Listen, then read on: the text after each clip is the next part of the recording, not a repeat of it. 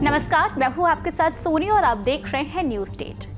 पूर्व प्रधानमंत्री शेख हसीना के इस्तीफे और देश छोड़कर भागने के बाद बांग्लादेश राजनीतिक संकटों से घिरा हुआ है। देश की संसद भंग कर दी गई है। सेना की पहल पर अंतरिम सरकार बनाने की तैयारियां चल रही है और इस अंतरिम सरकार के गठन का मुख्य सलाहकार बनाने की जिम्मेदारी मिलने वाली है नोबेल पुरस्कार विजेता प्रोफेसर मोहम्मद यूनुस को। बांग्लादेशी अखबार द डेली स्टार ने पुष्टि की है कि मोहम्मद यूनुस को अंतरिम सरकार में मुख्य सलाहकार बनाने की मांग को स्वीकार कर लिया है। यूनुस फिलहाल पेरिस में है, वहां वो ओलंपिक्स खेलों में बतौर स्पेशल गेस्ट बुलाए गए हैं, लेकिन अपने इलाज के कारण अभी वो वहीं पर ही है। जानकारी के लिए आपको बता दें, मोहम्मद यूनुस पूर्व प्रधानमंत्री शेख हसीना के मुखर आलोचक माने जाते हैं। हसीना के इस्तीफे का उन्होंने स्वागत किया है। मीडिया रिपोर्ट्स की माने तो मौजूदा स्थिति को देखते हुए यूनुस बहुत जल्द बांग्लादेश लौट सकते हैं।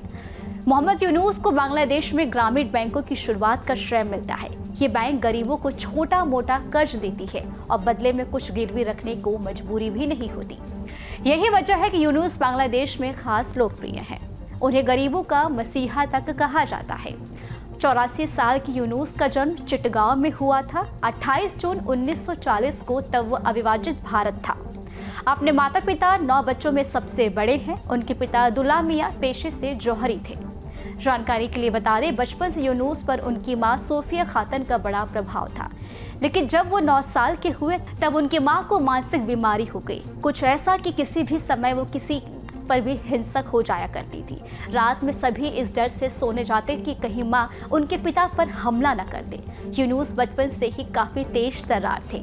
शुरुआती पढ़ाई लिखाई चिटगांव से ही चर्चित कॉलेजिएट स्कूल से हुई। बाद में ढाका यूनिवर्सिटी से उन्होंने बीए और एमए किया था। जानकारी के लिए आपको बता दें, 1961 से 62 तक उन्होंने चिटगांव यूनिवर्सिटी में अर्थशास्त्र पढ़ाया। इसके बाद उन्हें फुलब्राइट स्कॉलरशिप मिली। अमेरिका की वेंडरबिल्ट यूनिवर्सिटी से अर्थशास्त्र में पीएचडी पूरी की। पढ़ाई के बाद बतौर असिस्टेंट प्रोफेसर अमेरिका की मेडिकल टेनिस स्टेट यूनिवर्सिटी में पढ़ाया भी। आपको बता दें, 1971 में बांग्लादेश नया मुल्क बना और पाकिस्तान से अलग होकर यूनुस 1972 में वापस लौटे चिटगांव यूनिवर्सिटी में और इकोनॉमिक्स डिपार्टमेंट के हेड बने। फिर 1974 से बांग्लादेश में भयंकर अकाल पड़ा। यूनुस अपने स्टूडेंट्स में किसानों की मदद करने को कहा, लेकिन यहाँ ये बहुत कारगर नहीं रहा। यूनुस को समझ आया कि सिर्फ ट्रेनिंग से कुछ नहीं होगा, क्योंकि अधिकतर किसानों के पास कोई संपत्ति नहीं थी। यूनुस ने माइक्रो फाइनेंस शुरू किया। शुरुआत में किसानों को 20 से 25 डॉलर तक की मदद की जाती थी। ये मॉडल इतना पॉपुलर हुआ कि 1983 में बांग्लादेश सरकार ने इसका राष्ट्रीयकरण कर दिया और इस तरह ग्रामीण बैंक की स्थापना हुई। रिपोर्ट्स बताती है कि इससे लाखों लोगों को गरीबी से निकालने में मदद मिली। डेली सन की एक रिपोर्ट के मुताबिक अपनी स्थापना के बाद से बांग्लादेश में करीब 1 करोड़ लोगों को 2,85,000 करोड़ रुपए का लोन दिया गया। वहीं इसका रिकवरी रेट 97.22% रहा। रिपोर्ट की माने तो अब तक इस मॉडल को करीब 100 देशों ने अपनाया है। यूनुस के कामों के कारण साल 1987 में उन्हें बांग्लादेश के सर्वोच्च पुरस्कार द इंडिपेंडेंस डे अवार्ड से सम्मानित किया गया था। इसके बाद लगातार वो पुरस्कार से नवाजे गए। 2006 में यूनुस को उन्हें ग्रामीण बैंक को नोबेल पीस प्राइज से सम्मानित किया गया। एक तरफ दुनिया उन्हें लोकप्रिय गरीबों का बैंकर और प्रमुख अर्थशास्त्री के रूप में जानती है, तो वहीं दूसरी तरफ शेख हसीना उन्हें गरीबों का खून चूसने वाला बताती रही है और उनके खिलाफ टैक्स चोरी का आरोप भी लगाती रहती है। आपको बता दें, यूनुस को समर्थकों का आरोप है कि ये सब राजनीतिक प्रतिरोध की वजह से किया जा रहा है। इस साल 1 जनवरी को अदालत ने मोहम्मद यूनुस को 6 महीने जेल की सजा सुनाई थी। लेबर कानून के उल्लंघन के आरोप में कोर्ट ने उन्हें उनकी कंपनी ग्रामीण टेलीकॉम की 3 सहयोगी कामगारों के कल्याणकारी फंड में गबन का दोषी पाया था। हालांकि बाद में उन्हें जमानत मिल गई थी। इसे भी उनके समर्थकों ने राजनीतिक रूप से प्रेरित बताया था।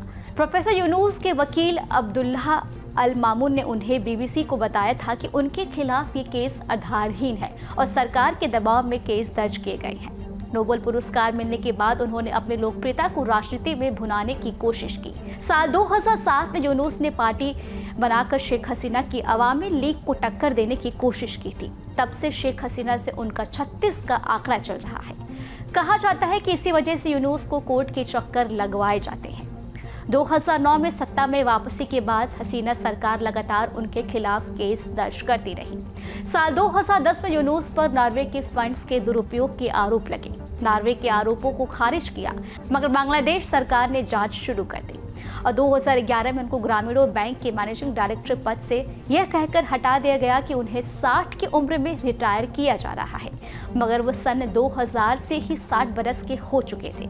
उन्होंने फैसले की अदालत को चुनौती दी, लेकिन अदालत ने उनका निष्कासन बरकरार रखा था।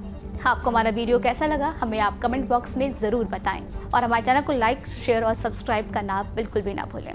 न्यूज नेशन अब व्हाट्सएप पर खबरों के ताजा अपडेट के लिए न्यूज नेशन के इस QR कोड को स्कैन करें।